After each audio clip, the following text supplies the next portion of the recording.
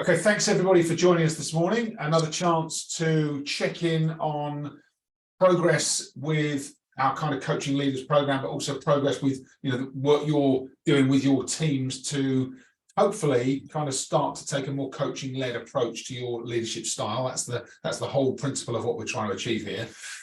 It's Monday morning. It's 9:05.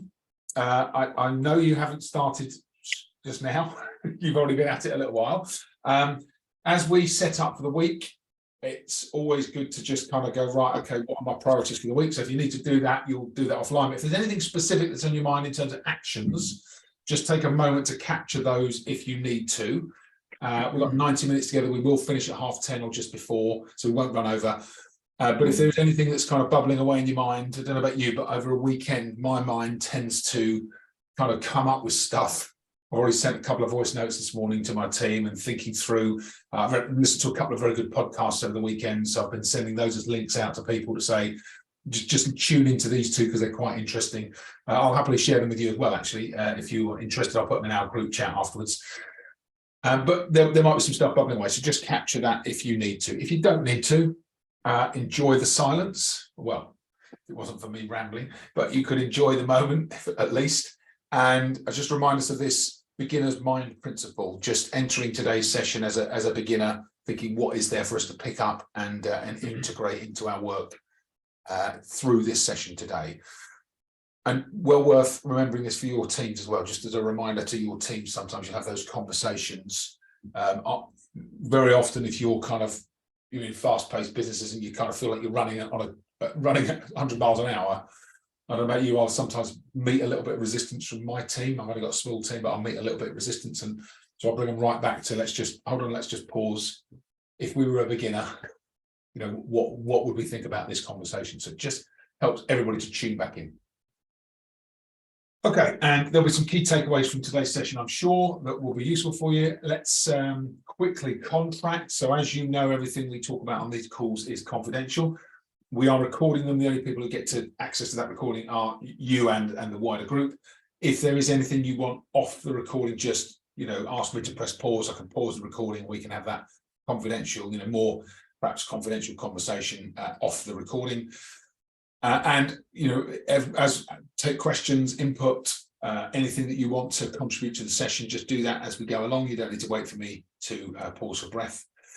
And hopefully you're all starting to sense this safe zone that we've created. Certainly I feel like that. Anything is a topic we could bring up on these conversations. That's really useful. I have my notepad to the left of me, so we will, if there's anything that we need to pick up as an action or an off kind of session topic, then I'll pick that up and capture it.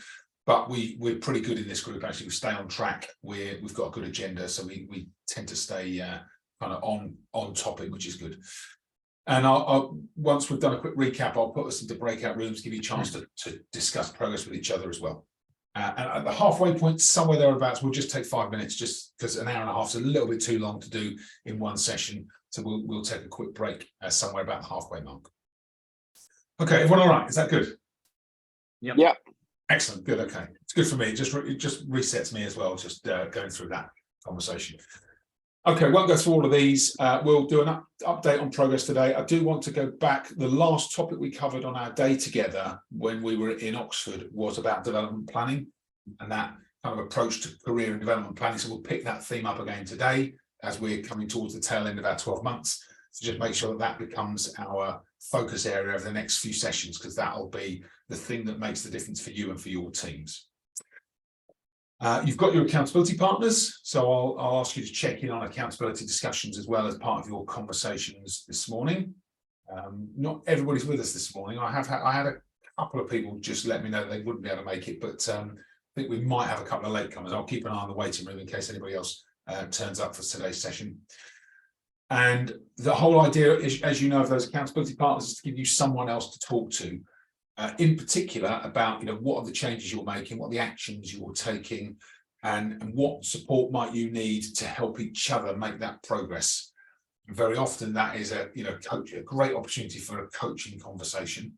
So asking each other, what are you working on, how's it going, what's working for you, what are you challenged with, what else do you need to focus on. questions like that, right? So it just gives you that chance to flex the coaching muscle. The more you use it, the stronger it gets, and the more beneficial it is for you and your teams, because you do less work in the process and your teams get better through the conversations. And then think about this kind of frequency of review, because as we come to the end of the program, it'd be interesting to see if for you it's valuable to keep those conversations going and the relationships going, because it's almost like having a peer-to-peer coaching relationship with somebody that is hopefully gaining a better understanding of your business as you go through that conversation. So I'll encourage you to do that beyond our sessions. Okay, couple of recaps. We started right at the beginning with those questions about personal motivation, and what do we enjoy about our roles, and thinking about how do we re-engage, reignite that passion for our business, for our work, for our teams, for our customers, for our marketplace. Just reminding ourselves about that on a regular basis. So today's your reminder of that as you go into this week. Reignite that fire of passion within yourself, and then you take that into those conversations with your team, with your customers, and you can do the same for them. But it's very difficult to do it unless you've done it for yourself. Right? We know that intuitively, but sometimes the reminder is really useful. So that kind of whatever it takes for you, whether that's a quick reset or a stern conversation with yourself on a Monday morning, sometimes something I do. I also ask myself, I don't know if I've shared this with you before. If I have, sorry if I'm repeating myself. I ask myself 3 questions on a daily basis. And these are from, it's a blend of different things I've learned. It was a Tony Robbins principle originally. But the first question is, so first thing in the morning, first question is, what am I most grateful for in my life right now? So it kind of grounds you. It's about gratitude here and now. Nothing else needs to happen for you to feel grateful. The second is, what am I most excited about in my life right now? Okay, so you kind of go gratitude first, then you go, what am I excited about? What are the things I'm excited about that kind of start the juices flowing? And then third question is, how do I make sure that today is a great day regardless of what else happens? And you might just future pace, like work through a couple of things that are going to happen in that day, and then start to visualize them going exactly how you want them to go, so that it feels like it's already been a great day before you started it. And those 3 things, I do that every day. It's the kind of first thing I do when I wake up. And it's quite an interesting way just to set yourself up, because it does kind of give you that energy boost and gets you starting to think, actually, I'm going to make sure that whatever happens today, in one way or another, even if it all falls apart, even if like stuff comes at you that you can't control, you already feel quite centered going into your day. So it's quite a useful way to go about it. And it doesn't have to be those 3 questions, but on a regular basis, finding that what it is for you that helps you to reconnect with kind of that the highest level of motivation and engagement is really important. Okay, as we came into the program, these were the challenges that we faced. I think we, together as a group, we've done a great job of getting to hopefully overcome, or at least handle and manage a lot of these issues, so that you've got tools now, approaches, strategies, ways of working that hopefully help you to start to really understand the best way to handle these different challenges. But we will just invite you to think about key challenges again this morning as we go into those breakout rooms. We've got our toolkit, so hopefully you're all finding that a useful guide, just to pull out different documents, different examples, some of the different templates that help you kind of really think about the most, I guess, structured approach, but also hopefully a consistent approach. That's what really makes the big difference. Doing things consistently is what kind of starts to change performance for yourself and for your teams, especially if those consistent things are the things that are working. So let's quickly do our roadmap. So what have we covered so far? So we've talked about motivation. We also talked about mindset, managing ourselves through difficult situations. I saw a video over the weekend, actually, which was quite interesting. So an old interview on Parkinson with Michael Caine. And I don't know if anybody's seen it, but it's got Michael Caine, and he's telling this story about one of the early sets he was working on, and it was a live kind of theatre environment. And he was supposed to go into the door in this scene, and the 2 actors playing the scene before him got a bit carried away and threw this chair across the room, and it wedged the door shut. So as he went to go through the door, he could only just get the door ajar, puts his head through the door. It's in rehearsal. He says to the director, I don't know what to do. Can't get through the door. And the director says, use the difficulty. I said, what do you mean? He said, use the difficulty or the obstacle. If it's a comedy, fall over it. If it's a drama, smash it to bits. If it's something else, but find a way to use it. That difficulty is not there for any other reason than for you to tap into it and use it.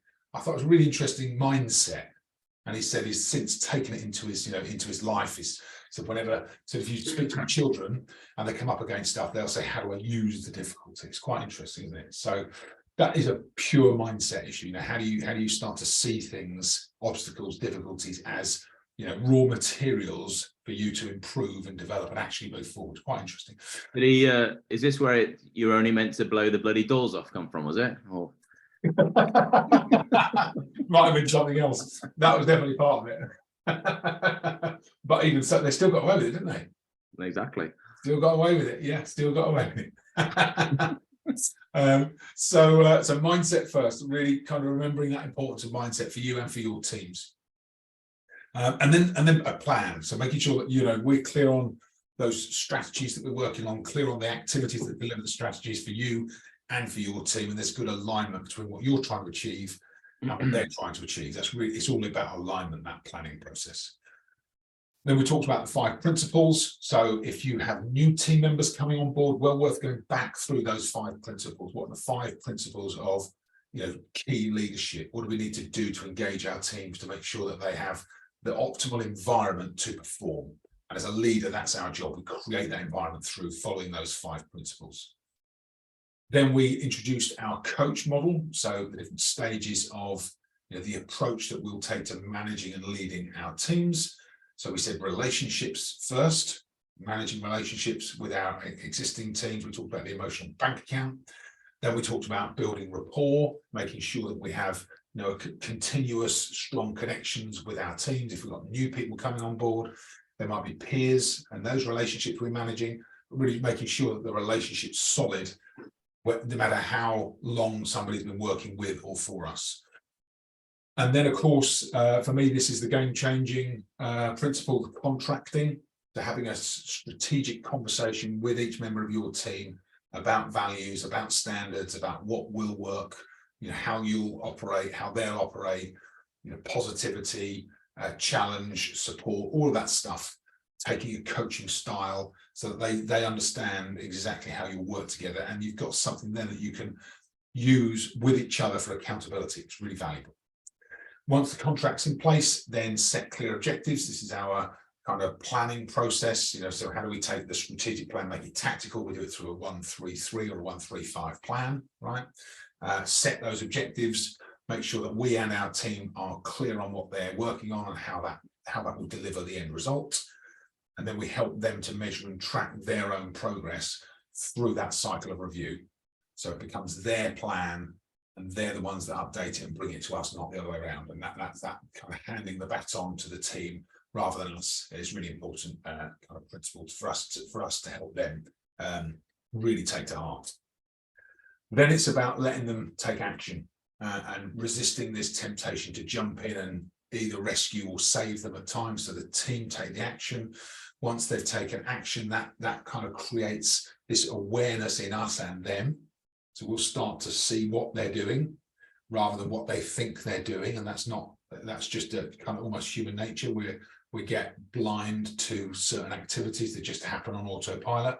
So our job then, from that position of observer, is to start to introduce coaching as a way to help our teams to become more aware of those blind spots. And so it's a questioning and listening approach. As you know, we use different models. Last time we were together, we really focused on the GROW model. So you'll remember the GROW. Hopefully this is going to go better this time. What's the G? Goal. Hey, well done, Chris. So we start with the goal, remember, because very often our teams will be stuck in the problem or stuck in the challenge. So we say, okay, what do you want instead? What does the ideal outcome look like? Whatever it takes to get them to focus on the goal. Yeah, excellent. And once the goal's defined and they're clear on it, what's the R? Reality. Reality. Well, you have been listening. Well done. Maybe you've actually been doing some of this stuff, right? That's good. So goal first. Okay, what are you trying to achieve? And then, okay, so where are you now? What have you tried? What's happened? What was the outcome of that approach? So we go goal, reality. What's the O? Options. The options. It is way well done. You've rescued yourselves. I've just realised I'm on bloody mute. Oh, well, that's all right, Stanty. I'll let you off. So the O is options. So all of your options questions, right? Get them thinking differently, get them really exploring what's possible, maybe even thinking about what other people are doing, what other organizations are doing, you know, maybe listening to best practice, maybe finding a mentor, you know, what a mentor do, all those options questions that can really be freeing for people as they start to go through that more creative and innovative thought process. Good. And then what's the W? So it's on the screen actually, isn't it? Will. Will. Yeah, what will you do? So we then go to, okay, some great ideas. Actually, when you go away from this conversation, what's going to make the difference? What will you do? And you may even go on to how will I know you've done it? If someone needs that level of accountability. Not everybody does, but some people actually quite appreciate that. Yeah, I'll follow up with you by this date and you'll know because I'll send you confirmation. It's quite useful. So that as a model, really, you know, there's lots of different coaching models as we talked about, but that really is the kind of this most simple go-to model that gets you to become more consistent in your approach with coaching. And then our final stage is this hero stage. So how do we help our team to start to see a bigger picture, start to see, you know, actually a bigger identity for themselves in the future? And of course, this is useful for us as leaders of our businesses to start to think the same for ourselves. And we do that through development planning, through kind of continuous coaching, maybe even teaching our teams some of the coaching models so that they can start to coach themselves and coach their peers, and maybe even start to think about what that means for their future if they are, you know, capable of leadership themselves. You know, that sometimes can be the trigger for people to think, actually, I could become someone who's in a leadership position if I could learn these coaching skills. It's not all about because often people think leadership is about, you know, setting off from the front and managing people and making the big decisions, and there is some of that, but actually the coaching style is the most effective way for us to lead our organizations. And then the final thing we'll touch on succession in our sessions as well. Okay, so that's the roadmap. We're pretty well through it actually, which is good. So we talked about the plan model and the connect model, or the coach model, I should say.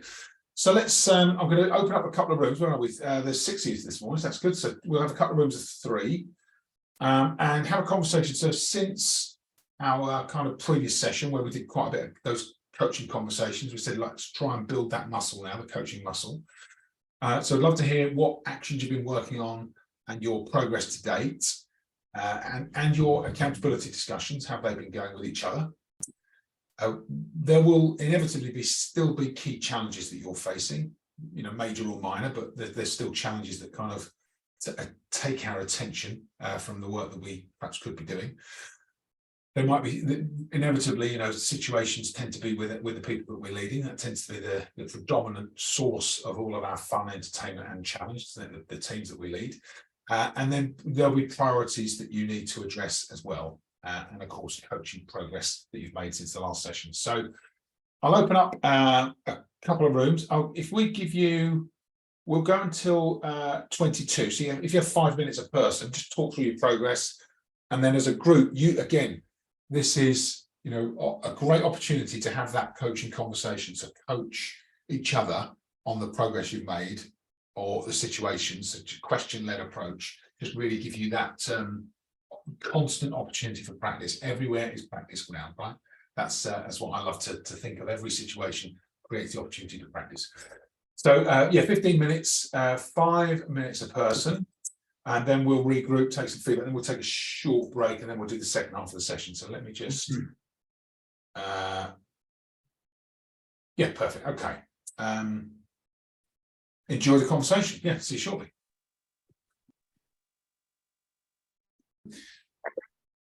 Welcome back, everyone. I hope those were useful discussions. So let's just take a bit of feedback from each group. So we'll start with, I've got them as room 1 and 2. So room 1, which was Chris, John, and Ria.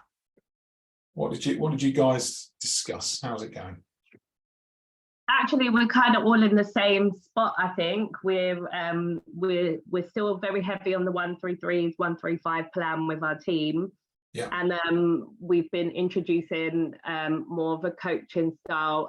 Personally, for me, with one of my new members, she just like recently passed her probation, and I think like she's total gem in the making. So there's a lot there that I've kind of been coaching her on. Yeah. Including her in other projects that she just wouldn't have been privy to. There's been, from my side, just talking specifically about my side, there's been some changes in our department, as I'm sure you know, Justin, but it's been quite good for my team because it's opened up a lot of more and new responsibilities, even for myself. So kind of from the last session where we had the mix with the development plan, the coaching and how do you manage that, that's actually worked quite well for myself, which has enabled me to be able to pass on some stuff for other members to do. And, you know, there's lots of discussions about where you're thinking about going next, where do you see yourself, as well as trying to still coach them to be the best version that they can be when they're working with clients. I do still have that one person who is a little bit all over the place, but that's now a HR issue sort of thing. So that seems to be okay, to be honest, and she's kind of perked up a little. But yeah, it was actually a really good conversation. We were just trying to understand how we best manage how many times we meet, the sales meeting, making sure everyone's on the same path. So yeah, it was a good meet. Good. Sounds like good progress as well, Ria. Excellent. Yeah, really good. Yeah, well done. Super. Chris, what about you? We just talked about the schedule of catching up with the guys. We touched on the monthly meetings, monthly sales meetings that we have, and just the structure of those, and also just additional communication that we do at the start of the month, letting them know what the targets are, how we did the month before, etc. Anything that crops up during the month, it's just that communication that we need to kind of change the direction a little bit till the end of the month. You know, things crop up with France, etc. Different focus points that we need to look at. And also just we talked about the expanded roles for some of the team as well. So on top of their day-to-day sales roles, like for instance, one of them's got a national trainer role. Another one of them is got a course lead. So she puts together the courses for us. And one of the guys looks after like the medical side of things. So it's expanding those roles within the team as well, which I think keeps things interesting. And also there's a level of accountability there as well. So those individual roles. Yeah, it's good, and it gives them that expansion within their current operations, doesn't it, or operating role? Yeah, very good. Yeah. I like that. What did you decide? What is your frequency then? So you do a monthly team review. How often are you kind of checking in with each of your team members or as a team? I have a call with one-to-one with each team member every 2 weeks. Yeah. And that's just, you know, for half an hour just to catch up, see how things are going, seeing if there's anything they need, you know, chat about anything basically. I'll normally have a few things that I want to bring up. That I just want to check that maybe have been done, or how are you getting on with this, or are you working on this? And this can be an overflow for something that we've discussed in the sales meeting prior.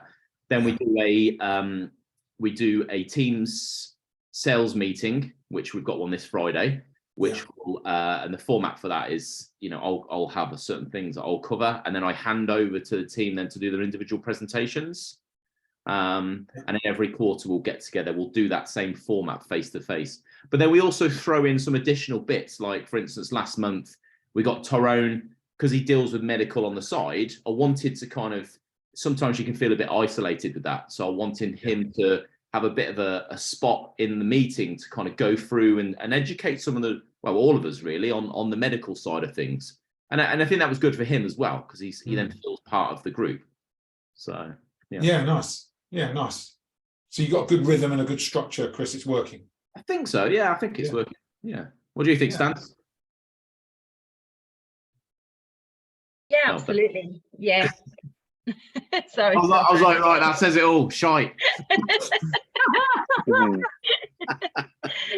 Yeah, no, it works well, and making them, getting them to do those feedback on their dealers, actually, you know, it really encourages them to speak to the dealers, or else they're just going to be bringing this same, you know, the same content to their presentation. So they've got to actually engage with them and speak to them. And, you know, they really are, you know, obviously some more than others, as you always get. But, you know, Brian, for instance, our new territory manager in Scotland, like he's made some amazing headway with some, you know, smaller dealers that we weren't really doing anything with at all, who he's now got, you know, he's now got them buying in bulk, and, you know, which a dealer that, you know, before I didn't even realize they had sort of space to buy 10 of our devices. So, you know, yeah, it's having really positive effects on quite a few of them. Yeah, very good. I like the idea that they're the ones presenting or reporting back to the wider group, because it really does increase accountability, doesn't it? Nobody likes to come back to the wider group and say, oh, I haven't done X, Y, or Z, or I'm struggling with this. I mean, you want to be able to help them with the challenges, but you also want them to feel that accountability to make the progress each month, don't you? Very good. Yeah, exactly. Also, there's a level of structure to it, but then it's nice then to sort of mix it up a little bit as well. Just throw something in there every month that's a little bit different, just to keep it interesting, I suppose. Yeah. Keep toes. So. Yeah. It also keeps you on your toes, doesn't it? Having to think of something different every month. Yeah, exactly.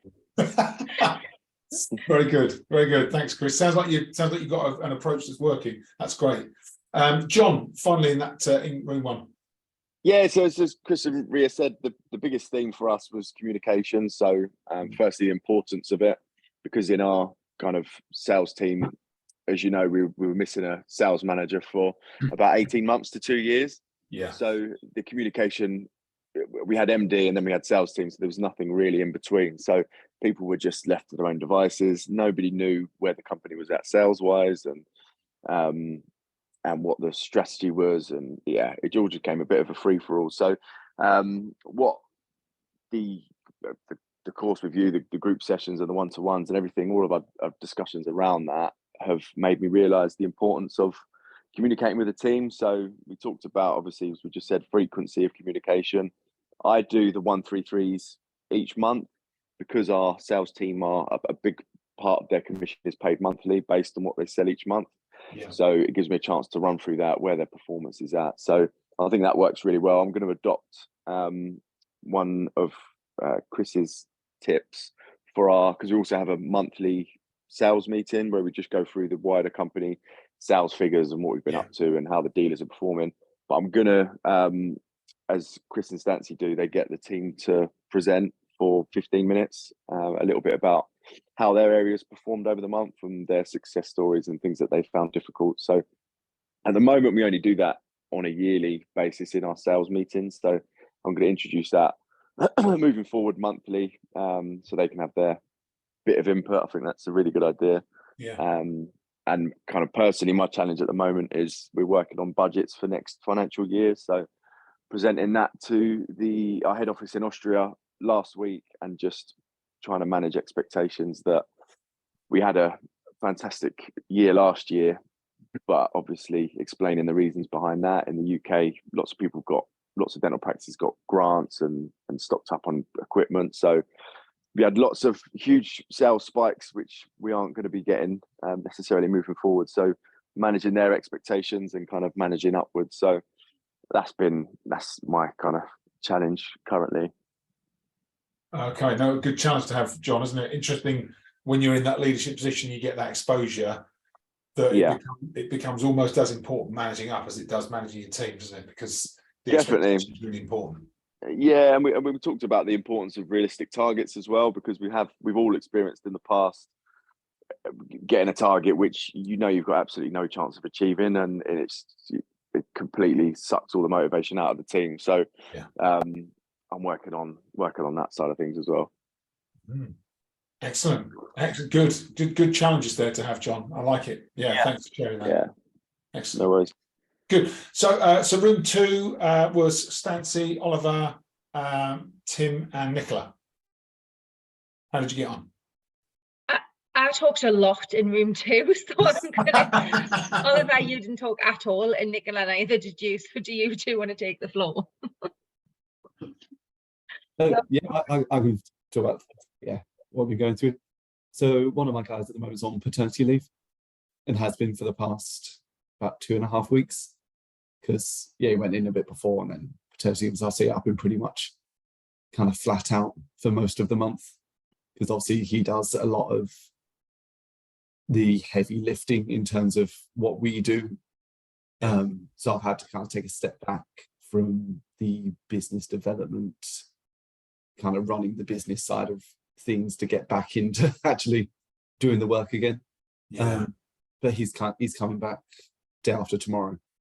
So it'd be good to kind of do a kind of catch up, get back to the business, and getting back up to speed and stuff. And it'd be nice to actually get back into more of the running the business side of it, rather than the day-to-day kind of catching up with everything on the tools. Pretty much, which I still enjoy and I still do, but not to the extent of which the past 3 weeks or so has been. So you can't wait for him to come back, Oliver, right? Oh no, can't wait.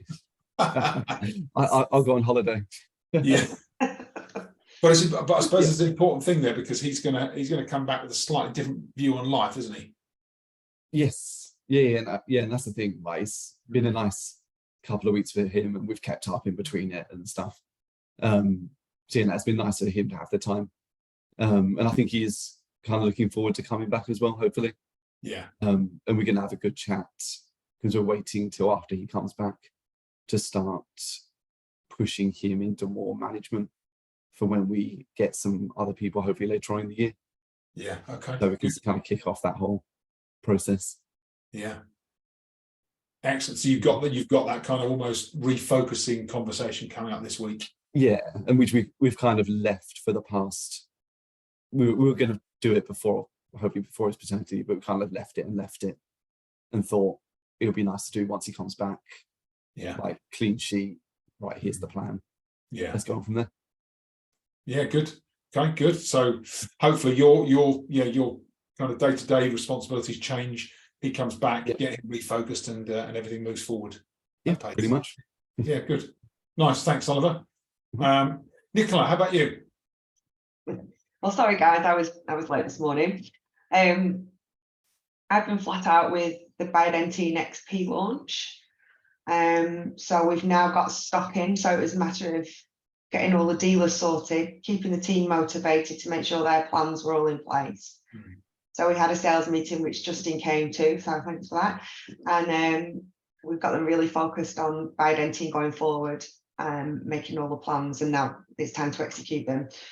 So we've done extremely well. The team have really pulled together. We've been away, I'd say, every single week for the past 4 weeks. And the shows have been great for us. We've sold quite a bit at the shows. So it's just keeping them focused now and motivated to continue that. So as Chris has done, I've started doing 2 weekly meetings with the team just to make sure where they are. So we know where they are against their own targets, but also our forecasting, because we're in backorder situation already with the team. Wow. So it's just managing all of that. And we're second in Europe now with the competition. So I've been kind of making sure that the team is still motivated. So I've been getting them gifts related to what they like, for working hard at the show, because we've had this stand, because our marketing budget was cut. We've had this stand as well. It's an absolute nightmare to put up and take down. It's a good 3 hours to put up and an hour to take down. So they've all been staying behind and getting there early to do that. So it has been a really big team effort. And on top of that, I've been trying to get 3 more salespeople. So it's been a bit of a crazy time. Wow. Very good. Are you on top of it, Nicola? Do you feel on top of it at the moment? Yeah, I do. I feel like I am on top of it. There's more things to put in. I'm starting to go out with the team. So the template that you've done with the in-field sales, I've implemented that as well. So all the visits start, because that's one thing I wasn't doing. So that's when all the team visits are going to start in field, to make sure they're executing the plans as well. Great. Good progress, Nick. I know you've had a really manic kind of couple of months, haven't you? It's been hectic, but it's not stopping. I've got no voice left or anything. That's partying at the weekend though, right?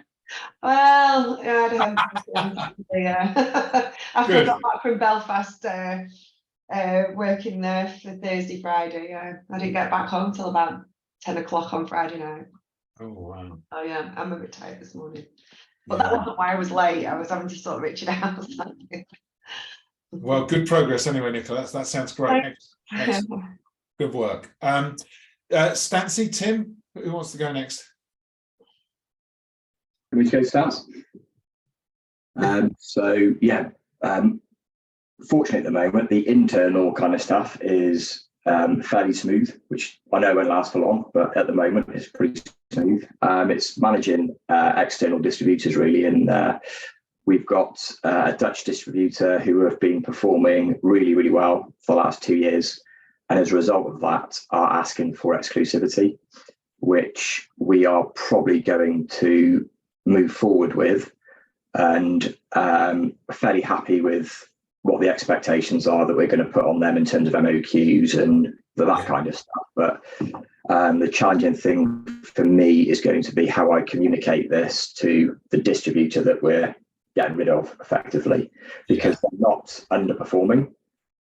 They're just light years behind the other distributor in terms of monetary value, but also the other distributor again potentially getting rid of, they only sell a very small proportion of our portfolio range, whereas the other one sell everything and are just growing at a fast rate. So they've kind of strong-armed us a little bit in terms of demanding exclusivity. So they've been quite aggressive in their push.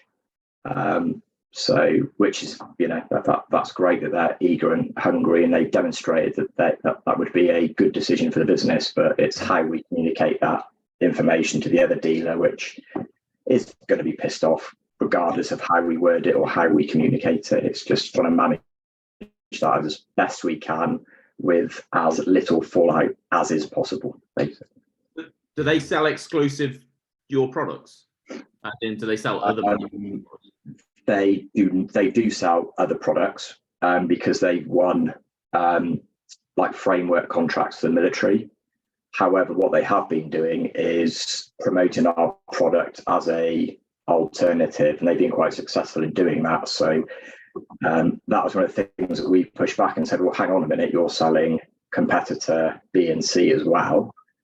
If you can demonstrate to us that you can replace their business with ours and put some timelines against that, then we kind of suck it and see for 12 months and see how it goes. But yeah, it was there's a lot of good things for them in terms of they control the market basically, and then our only get out of jail card really is that you have to hit these MOQs, which just so happen to be slightly above my budget for the next 3 years for that region. So at least I know I'm going to hit my targets there. But they're also going to have to take on the sales from the other distributor as well. So we're putting quite a lot of extra on them. That's our negotiating tool basically. Yeah, good. So it sounds like what's your time frame on that, Tim? When does it all get confirmed? Yeah, within the next month, we'll put a contract to them and get things moving. So yeah, it's that bit I'm less worried about. It's the other bit of pissing off the other distributor basically. It's inevitable, I know that, but I'll be professional in how I do it basically. Yeah, there's no easy way to do that, I don't think, Tim. No. It's just you're going to have that difficult conversation. I guess if you're offering complete exclusivity to the other dealer, there's not even anything you can offer that the other distributor, is there? There's nothing. There's no. I don't know what I mean. There's nothing to sweeten the pill. No, there isn't really.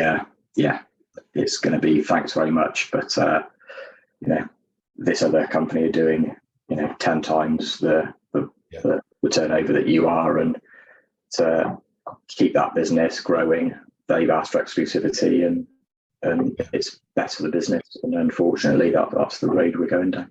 Yeah. Tim, are they selling to the same customers? Is it the same market basically, or is the company who's not selling as much got customers that they wouldn't have access to? There's the core business is military and pre-hospital medicine basically. and they both have their little kind of contacts within the UN and other aid organisations and stuff. So it's fairly similar end users, to be honest. And yeah, it's a very very small world in which I work in, really, in terms of that medical pre-hospital kind of stuff. Everyone knows everyone, and so it's difficult to keep information confidential without it leaking to others as well. So I think there's got to be a timeline in which we communicate this before we let the cat out of the bag, basically. Yeah. The only, I mean, it's a difficult conversation, however you handle it, Tim. I've done something similar in the past. And it, you know, it's not easy for you or for them. They don't like it, you don't like it. One of the things that can help is just if you can kind of almost lay it out as objectively as possible. And then what I did with the situation I managed, I just said to that distributor, I said, look, you know, commercially, you can see it's really difficult for us. And you know, between you and me, if you were in my position, what would you do? Yeah. And they've said, and you know, the end result was they were pissed off, and they said, no, do you know what? If I was you, I'd probably be doing the same thing. And they still don't like it, but they can then rationalize it. They kind of, yeah, okay, I see why you're doing it. There's no way they can match the other distributor's offer to you, but if they can understand it, you know, they don't like it, as long as they can rationally understand it, it tends to help. Yeah, that's one of the things I did to him last. Said I'll send you the emails over, but you know, it was a case of, you know, I pulled up the history of what they were selling versus what the other distributor is selling and had the potential to sell, and I said exactly what Justin said, like, what would you do in my position? Because you know, the first objection, you're making a big mistake and it's going to ruin your business and blah, they'll chuck all that shit at you. And then you just put the question back to them, what would you do in my position? And when they see the figures, you know, they're like, oh, I can sell so many of these. Well, actually, in the last 5 years, you've sold 5 one a year. Then they're like, okay, I can understand it. Yeah, the data is really powerful, isn't it? Yeah, if you can just chuck, you know, if you're comfortable at chucking figures at them as to what your new exclusive, not new, but your exclusive dealer is doing versus them, or even percentages, just give them a percentage value for them to actually, you know, hopefully understand why you're doing it. Yeah. A competitive product that they can switch to, Tim, and not your other dealer. Yeah. So that's one of the risks, but again, that's a risk that we've kind of analysed and accepted, and we're kind of comfortable. Yeah. Or they could form a relationship with the exclusive dealer and maybe have like some sort of agreement in place where, you know, they get some special. Yeah, that's something that we suggested, but they absolutely hate each other. Not going to work then. Oh, it's really not going to go down well, is it? No. I think they're all your options covered. That's a sub dealer and just buy off the exclusive, but their relationship, they're like just like this all the time, and so, you know, the positive is I won't be the middleman between these two feuding distributors anymore, because we only have one. So. Just take them for a little weekend in Amsterdam, that'll sort them out. Not for it. Tell them there as well. They'll be completely mellow by the end of it. Just take these mushrooms a little minute and then we'll have a little chat in an hour. I like that idea. That's probably the best piece of advice you can have, Tim. There you go. Situation sorted. Love it. Good. Well, good luck with it, Tim. Stance, how about you? I'll just sort of narrow mine down, because I did talk a lot in our session, and the guys were brilliant with their feedback and support. But I've just got someone who's going through a really difficult time personally, but is taking the piss out of the business and manipulating the, you know, basically getting what they can out of the business, knowing how to get the most out of it. So it's difficult, because you know, she's lost her mum. My mum died last week, but it wasn't a sudden loss. It's been a long time coming, and over the years this person has, you know, had a lot of time off for her mum, and has just pulled a 2-week sick note out of the bag as well to chuck into the mix, and that department is left with, like, this week there's nobody in it. We've got someone else on maternity, Kev's on holiday, so, you know, we're relying on another colleague to support the department. So it's just really difficult, because, you know, I obviously want to be compassionate, but it's really hard when I know how much this person's taking the piss. Yeah, oh dear. Okay. So are you clear on what you're going to do then, Stance? Yeah. After chatting with the team, yeah, it was I mean, Nicola sort of, I thought what she said was really, should kill our kindness, and I thought actually that's the best. That's probably the because it's not like I can pull her in a room and you know, sit her down after just losing her mum and say, oh, you're taking the piss a bit, but actually I think I know how I can kill our kindness. I've known her for a long time. And yes, I know what I'm going to do. Yeah. Okay, good. And that's the main thing, that you have a kind of route through to kind of manage some of the situations that you're in. Good. Yeah. Okay, good. Right, we're at we're going an hour and 10 minutes, 10 past 10. Do you want to take 5 minutes and then we'll come back for the last 15? Just take a quick 5-minute leg stretch, grab a drink, comfort break, and we'll do the last 15 together. Okay. See you shortly. Recording. So final kind of stage in our process of this heroes in the making. So we'll use this and the next session just to focus in on this area. And remember, we talked about development planning. So let's just kind of recap on a couple of principles. So I love this idea that there's this quote by Harvey S. Firestone that says the highest responsibility of leaders is the development of their people. And it really is, you know, that's when we talked about that switch you have to make from when you're in a individual contributor role, whether that's a salesperson, technical, whatever your role is, right? When you're in a role and then you make that switch to leadership, you switch from getting your sense of satisfaction and fulfillment from doing the job to actually the sense of fulfillment and satisfaction has to then come from your teams performing, delivering and developing. And it's quite a fundamental shift that we have to make. It's almost like you go from short-term thinking to long-term thinking. It's really important that we recognize that transition, and that whatever expectation we set for our teams, they'll meet it, generally speaking. So the higher the expectation, the higher the delivery, the lower the expectation, the lower the delivery, and we can become the person that makes that difference for each member of our team. So we have to start to think bigger for them and start to challenge them to think bigger for themselves. So they very often won't do it unless we help them to do it. And remember, I won't go through it today. We talked about the Pygmalion effect, where your influence, your belief in someone else changes the way they act. The way they act changes their belief in themselves, and then that changes the way that you see them further. And you get this continuum that happens. What they're doing changes your beliefs, which changes the way you treat them, which changes their action, which changes their belief, and it's just this cycle.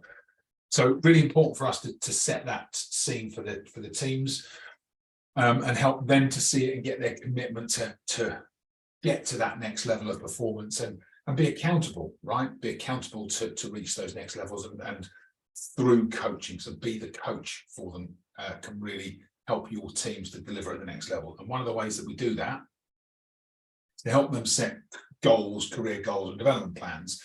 And I love this quote, worth repeating. The ultimate reason for setting goals is not just the achievement of the goal itself, but it's to entice us to become the person it takes to achieve that goal over and over. So you get this, you know, renewed sense of performance and capability. That's really why we do it.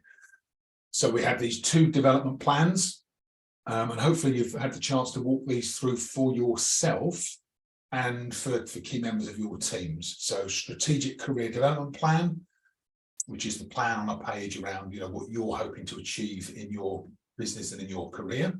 So it gives you that opportunity to start to think more strategically for yourself.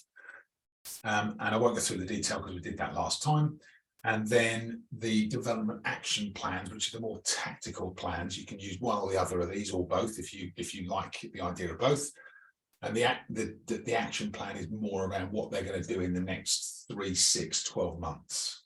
So you have that long range view, and you have the short term view. Okay, what are you focusing in on as, you know, those performance enhancers within the team? And it could be anything, but you've got a couple of examples in here.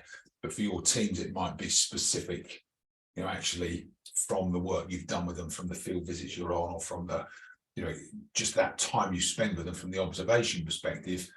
You've been able to help them see 2 or 3 areas that will be useful for them to develop in the next, you know, as I say, 3, 6, 12 months range. So they're the documents and the plans. I'd love to kind of just open it up to, in the last 10 minutes, quick conversation around either what you've done so far or what you need to do with your teams now around this development planning stage. So we won't go into breakout rooms for this, but I'd be interested to understand what have you done so far? What do you need to do?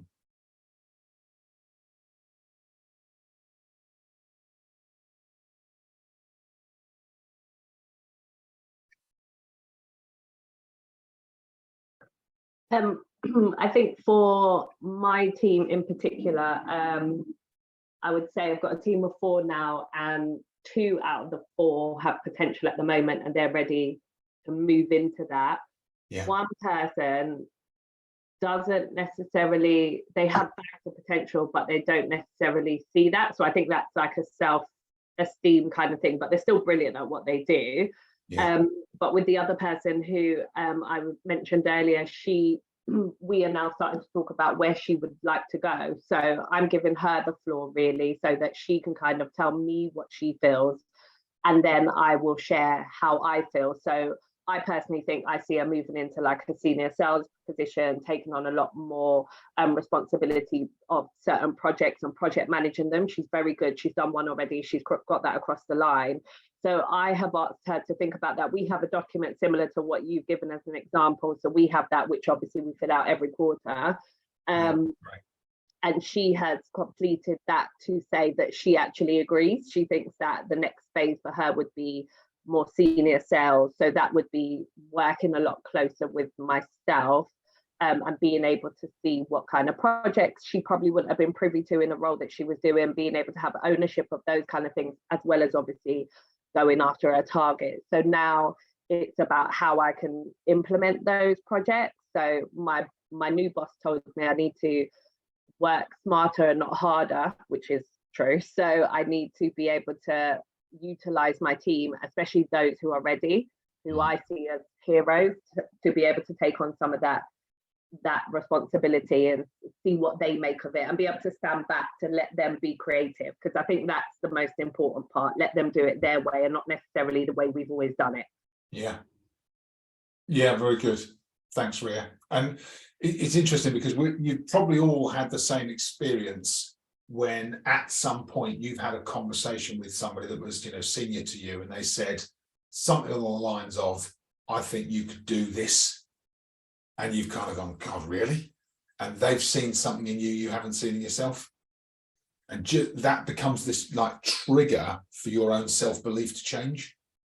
And just to add on that, actually, Justin, in my career path, I've had managers say that to me. Oh, you could be this, you could move into that. I fought against being in sales for a very, very long time, because I always felt like, no, that's not for me. But I've had lots of managers say that to me. So it is really like, it's a very nice feeling to see you to be able to see it in your team. And it's made me realize what managers have said in the past. They've obviously seen something which I'm now seeing. And I think you get that from working so closely with the people, picking the right people and making sure that they are open to change as well. So I think just to add that part is actually nice to watch, because you don't get to watch them, you don't get to be a part of the money making, you just get to support them, don't you, and get to be there in the back. So you have to kind of get your wins in a different way. So that part of it I definitely say is a big win. Yeah, that's great. Yeah, it is a big win, isn't it? And you're right, there's we should never underestimate the power that has to influence somebody else in a positive way. Exactly. For them to start to think about it and believe it, and also to remember that it won't be a single conversation.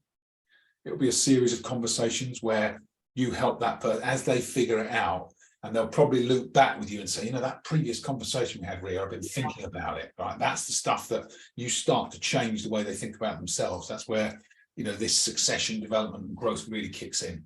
Yeah, very good, very good. And even that's a conversation between Ria and I. You all know, right? We're all talking to all of us at the same time. There's stuff that's going on for you and your teams that will be similar. And one of the things that I found really useful was to make sure that once you've had that conversation, then encourage your team to start to document the plan. So this, because there's something that happens, you have the conversation, they go, oh blimey, is that possible? Then they circle back to you and go, I've been thinking about it, you know, maybe I could do X, Y, and Z. And then actually going through the process of just creating a plan, all of those small incremental changes start to make things tangible for people, so they can then start to make what you've discussed as a theory become reality. That's you know, where it all starts to get traction. And then you can work with them to think about specific things they can do that start to get them that exposure and experience through, you know, their development and their own planning and action that they take off the back of it. So I used to make sure that with my team, and I still do it now, we have a quarter, when we have our quarterly review, which was a bit longer. So we'd have a month, I'd have a monthly review. So my rhythm, I might have told you this before, so forgive me if I did, I used to do half an hour weekly check-in with each member of my team. I did, and I was out with them once a month in a sales, when I was a sales manager, I was out once a month for a day, so they all got that day, and we do a monthly review on that day. And then every quarter, we'd block a bit of time out to do not just the monthly review, but also talk about their development plan. Where were they with it? What were the priorities on it? How were they progressing? What other, you know, challenge did they need to make sure they were making the progress they would make? And that was quite a useful rhythm.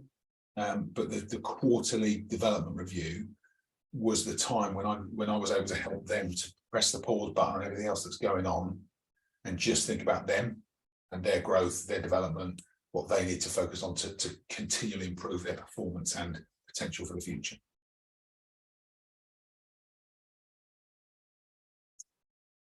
And of course, to do that for yourself. So the question, that other final question, when we'll close, is kind of, are you doing it for yourself right now?